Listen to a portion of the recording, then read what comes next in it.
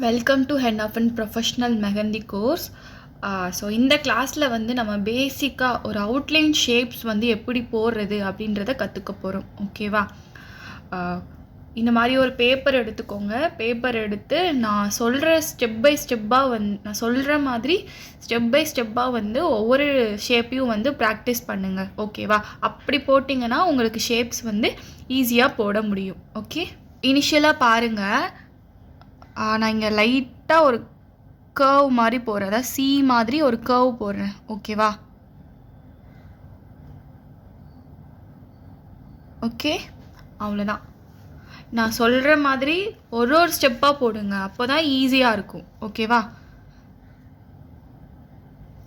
And இதிலிருந்து S மாதிரி போட போகிறேன்.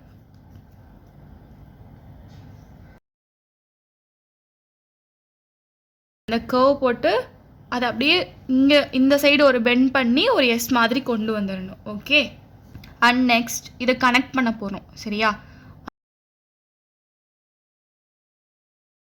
ஓகேவா? இப்போ கனெக்ட் பண்ணியிருக்கேன் பார்த்தீங்களா? இந்த மாதிரி கனெக்ட் பண்ணிடணும். ஓகே, தென் இங்கே வந்து ஒரு ஸ்பைரல் மாதிரி போட்டுட்டு அதை நம்ம க்ளோஸ் பண்ண போகிறோம். ஓகே,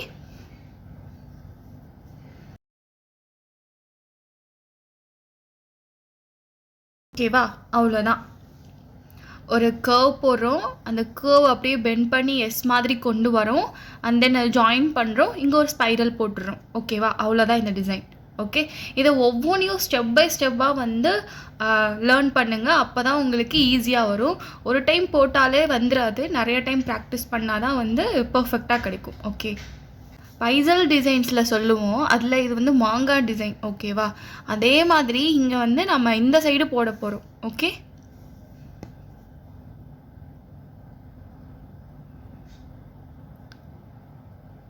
இங்கே ஒரு கர்வ் போட்டுட்டு இந்த சைடும் பண்ணுறோம்.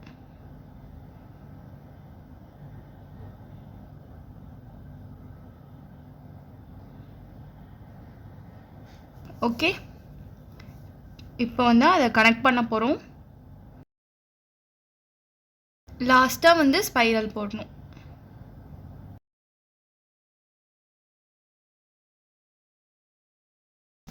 அவ்வளோதான் இந்த டிசைன். இந்த டிசைனை வந்து ப்ராக்டிஸ் பண்ணிக்கோங்க நல்லா. ஓகே, இந்த மாதிரி ஒரு லைன் அண்ட் இந்த லைனை லைட்டாக வந்து இப்படி பெண்ட் பண்ணுங்க. ஓகே, தென் லைன் போட்டுட்டு பெண்ட் பண்ணி ஒரு 2 ரிவர்ஸில் போட்ட மாதிரி போட்டுட்டு இங்கே ஒரு ஸ்பைரல்.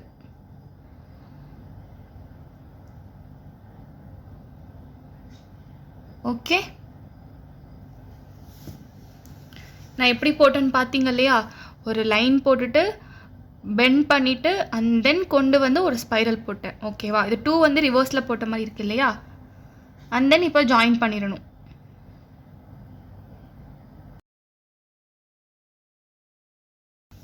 இவ்வளோதான் இந்த டிசைன்.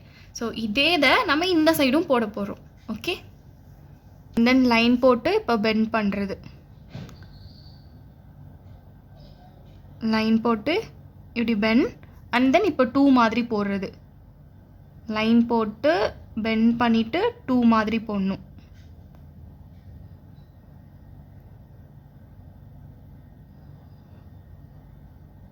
இந்த ஸ்பிரல் போட்டுட்டோம் இல்லையா?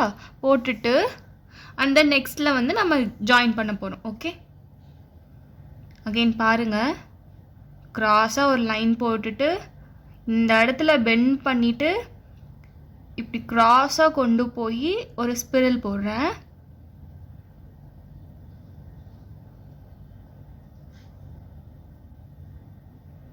ஓகே, தென் இதை வந்து கனெக்ட் பண்ணுறேன்.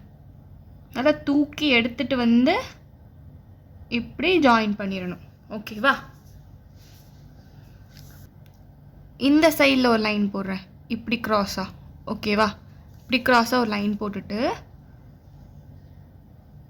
இந்த க்ராஸ் லைனில் இருந்து ஒரு கர்வ். ஓகே, பாருங்கள், லைன் போட்டுட்டு ஒரு கர்வ் போட்டுட்டு இங்கே வந்து அந்த ஸ்பிரல் போடுறேன். ஓகே,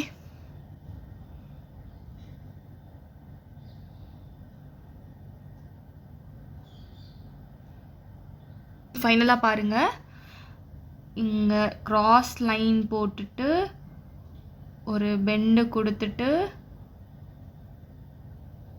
ஒரு ஸ்பைரல் மாதிரி போட்டுட்டு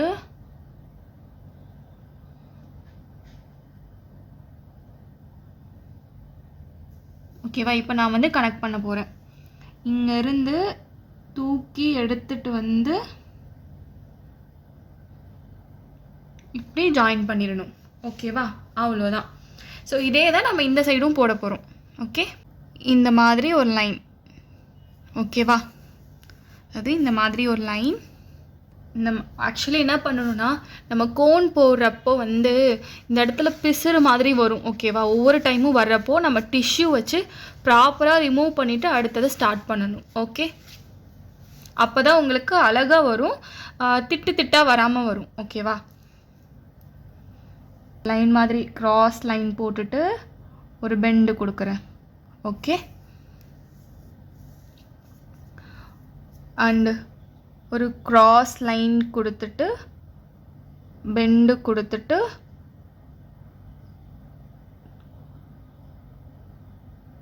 இந்த மாதிரி ஒரு ஸ்பைரல் போட்டுக்கிறேன். ஓகே, அகைன் பாருங்கள், ப்ராப்பராக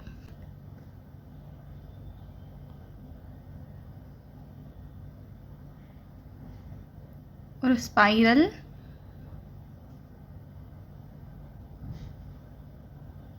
ஓகே, இங்கேருந்து தூக்கி எடுத்துகிட்டு வந்து இது கூட ஜாயின் பண்ணி விட்டுறணும்.